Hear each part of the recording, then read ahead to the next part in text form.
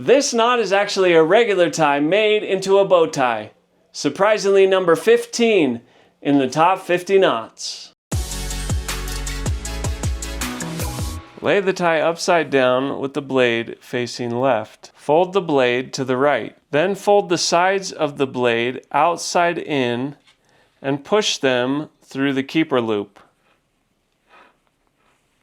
Yes, this is the keeper loop. Place your fingers over the tip of the blade and fold the tail or skinny end over your fingers.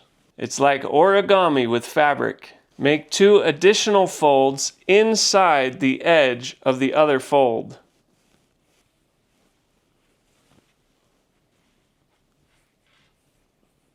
If your folds are too wide, they'll ruin the magic. Pinch the top layer of the tail outside out in half and bend it to point it up.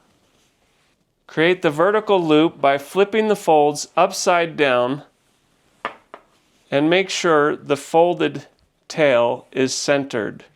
Flip again and then tie a knot by taking the tail through the vertical loop to the left.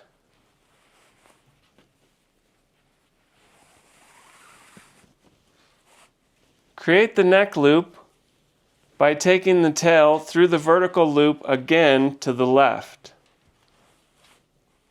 Pinch all the folds and tighten by pulling on the neck loop.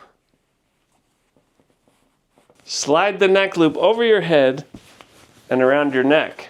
Cinch the knot by pulling on the tail, but not too tight. Finish by tucking the remaining tail in between your collar and your neck loop. Voila! That is a bow tie from a regular tie. Skinny ties with a thin inner lining are the best for this knot.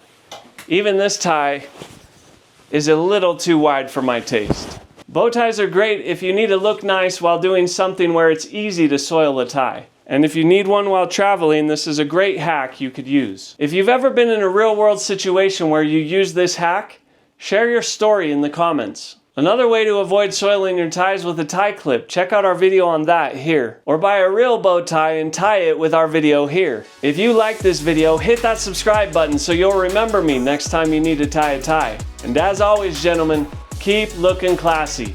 I'll see you at the top.